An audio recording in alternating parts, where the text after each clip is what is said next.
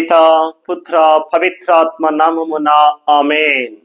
ఈనాటి దేవుని మాట మత్తయి శుభవార్త 23వ అధ్యాయము 27వ వచనములో ప్రభువు పలుకుతున్నటువంటి మాట, అయ్యో కపట భక్తులైన ధర్మశాస్త్రోపదేశకులారా, పరిసయ్యులారా, మీరు సున్నము కొట్టిన సమాధుల వలె ఉన్నారు. అది బయటకు అందముగా ఉన్నను, లోపల మృతుల ఎముకలతోనూ దుర్గంధ పదార్థముతోనూ నిండి ఉండును. అట్లే మీరును బయటకు నీతిమంతుల వలె కనపడినట్టు లోపల కపటముతోనూ కలుషముతోనూ నిండి ఉన్నారు. ప్రభుని నమ్ముకున్నటువంటి దైవజనులారా, క్రీస్తు ప్రభుని భక్తులారా, ఈనాడు ప్రభువు కొంచెము ధర్మశాస్త్రోపదేశకులు, పరిసయ్యులు సమాజములో గొప్పవారిగా, పెద్దవారిగా పేరు గడించి ధర్మశాస్త్రాన్ని పఠించి బోధిస్తున్నటువంటి వాళ్లను హెచ్చరిస్తూ ఉన్నారు. అయ్యో మీకు ఎంత అనర్థము అంటూ ఉన్నారు. అయ్యో మీకు ఎంతటి అనర్థము అంటున్నారు. మీరు చూడడానికి సున్నము కొట్టినటువంటి సమాధుల వలె తెల్లగా బాగా కనపడుతూ ఉన్నారు. ఎలా కనపడుతున్నారంట? సున్నము కొట్టిన సమాధుల వలె కనపడుతున్నారంట. సమాధులు ఎలా ఉన్నాయండి? ఒక్కసారి సమాధుల దగ్గరికి వెళ్ళి చూస్తే మనకు అర్థమవుతుంది.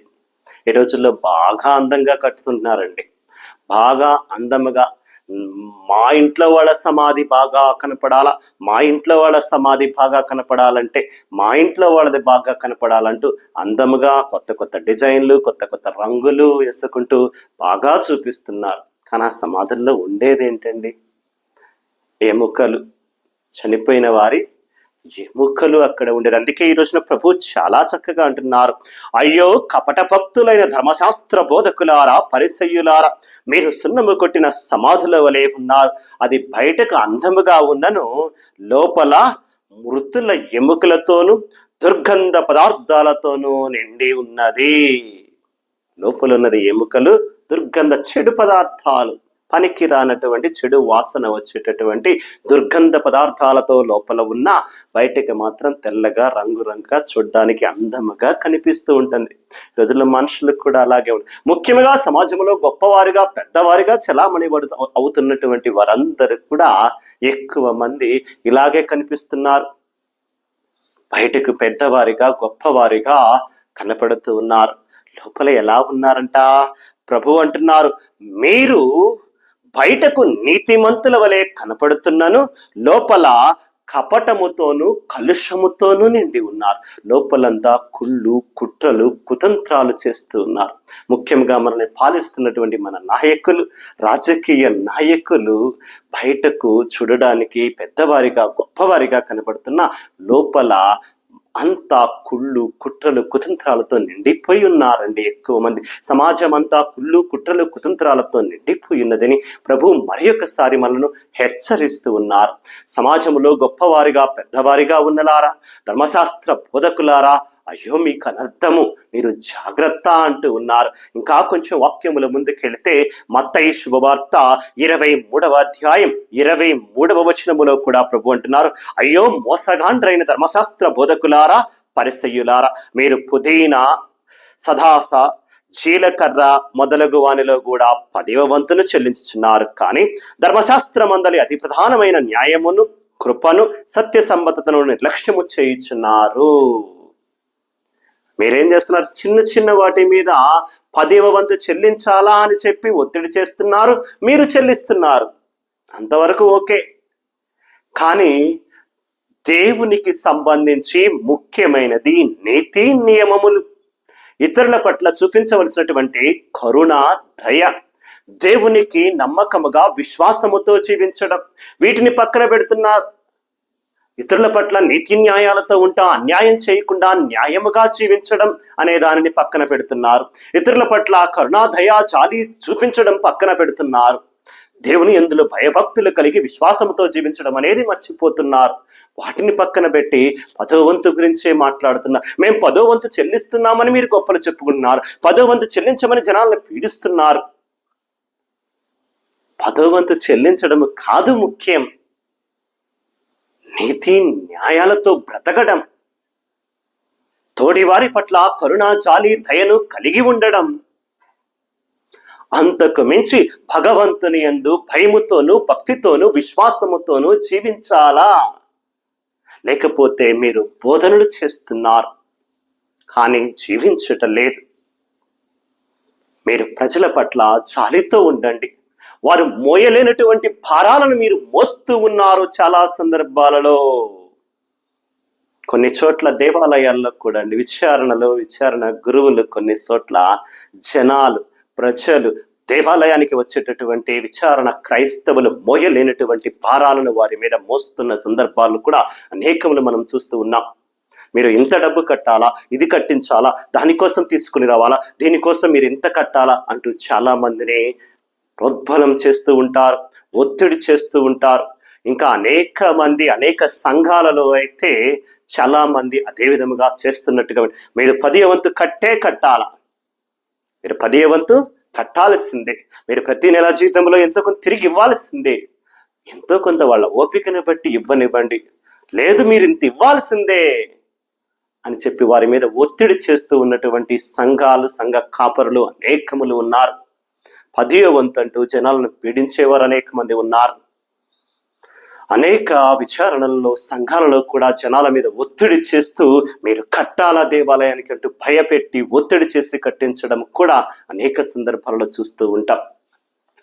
ప్రేమగా చెప్పండి, ప్రేమగా ఇస్తే తీసుకోండి, కానీ జనం మీద ఒత్తిడి చేసి మనం 10వ వంతును కట్టించడం కూడా తప్పు అని ప్రభు మరి ఒకసారి ఈ రోజున హెచ్చరిస్తూ, ప్రజల పట్ల మీరు ప్రేమగా, జాలిగా, దయగా, కరుణతో ఉండండి. ప్రజలు మోయలేనటువంటి భారాలను వారి మేస వేసి రుద్దకండి అంటూ మరి ఒకసారి అధికారులను, ధర్మశాస్త్ర బోధకులను అలనాడు హెచ్చరించినటువంటి ప్రభు ఈరోజు మనల్ని కూడా జాగ్రత్త అంటున్నారేమో. ఒకసారి సరిచేసి చూసుకుందాం. ఇంకా వాక్యం అంటుంది, మత్తయి సువార్త 23వ అధ్యాయం 25వ వచనములో ప్రభు అంటున్నాడు, వంచకులైన ధర్మశాస్త్ర బోధకులారా, పరిసయ్యులారా, మీరు గిన్నెను పళ్ళెమును బాహ్యశుద్ధి చేయుదురు, కానీ మీ అంతరంగమును పూర్తిగా దౌర్జన్యముతోనూ దురాశతోనూ నిండి ఉన్నది. మీరు గిన్నెను పళ్ళాన్ని బయట కడుగుతారు కానీ లోపల శుభ్రంగా ఉందో లేదో చూసుకోవట్లేదు. మనం ఏదైనా కప్పులో తాగేటప్పుడు, గిన్నెలో తాగేటప్పుడు లోపల తాగుతామా, బయట పోసుకొని తాగుతామా? పళ్ళెములో అన్నం తినేటప్పుడు బయట తింటామా, లోపల తింటామా? బయట శుభ్రంగా శుభ్రంగా ఉండాలి. ఉన్నా లేకపోయినా కూడా మనం తినేది లోపల పళ్ళెములో, తాగేది గిన్నెలో లోపల, కాబట్టి అది శుభ్రంగా ఉందా లేదా అని చూడాలి. ప్రభు అంటున్నారు, మీరు బాహ్య శుద్ధిని గురించి ఆలోచిస్తున్నారు, బయట బాగుండాలనుకుంటున్నారు, కానీ మీరు తినేది తాగేది లోపల అది బాగుందా లేదా అని చూసుకోవట్లేదు. బయటకు చూడడానికి అందముగా, శుద్ధిగా, శుభ్రముగా తయారవుతున్నారు, కానీ లోపల మీ హృదయం శుభ్రముగా ఉందా, శుద్ధిగా ఉందా అనే దాని గురించి ఆలోచించట్లా. మీరు కపట బుద్ధిని కలిగి ఉంటున్నారు. చెడు ఆలోచనలు, చెడు తలంపులు ఆలోచిస్తూ ఉన్నారు. వక్ర బుద్ధితో మీ ఆలోచనలు ఉన్నాయి.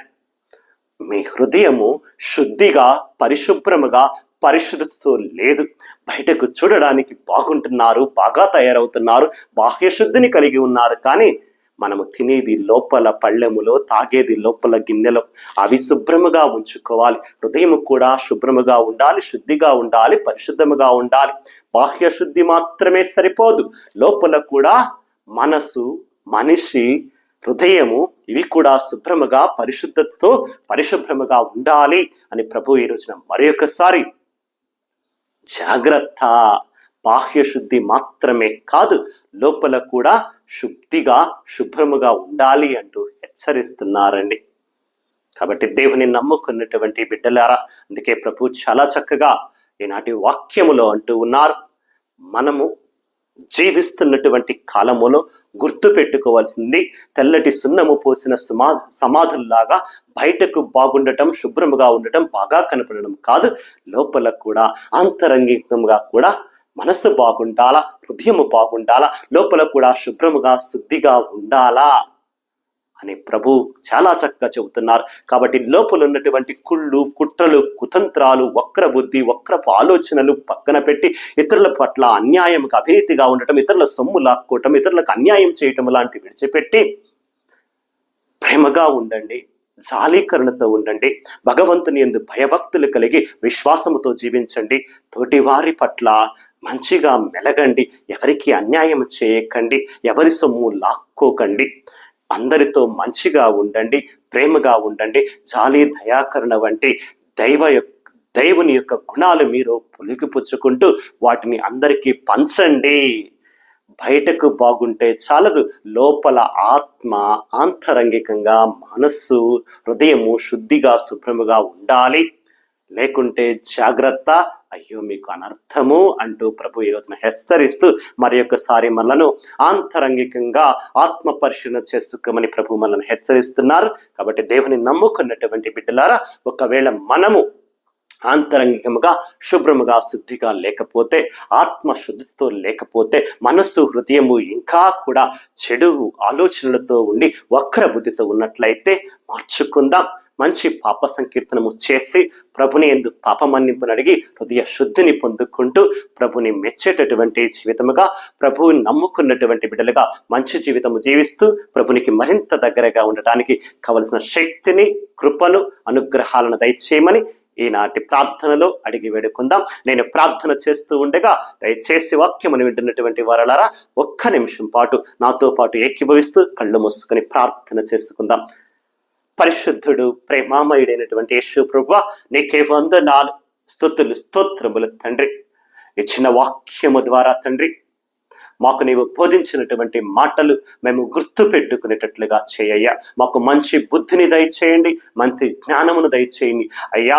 సున్నము కొట్టిన తెల్లటి సమాధుల వలె కాకుండా మేము ఆత్మీయముగా ఆంతరంగికంగా కూడా శుద్ధిగా శుభ్రముగా పరిశుద్ధితో ఉండేలాగా మమ్మల్ని దీవించండి.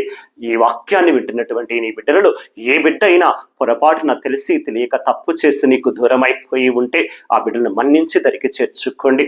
ఏ బిడ్డ అయినా ఎవరికైనా అన్యాయం చేసి అవినీతిగా జీవించుచున్నటువంటి వారినైతే వారిని కాపాడి రక్షించి అవినీతి నుండి, అన్యాయము నుండి వారిని మార్పు చెందేటట్లుగా చేయండి అయ్యా.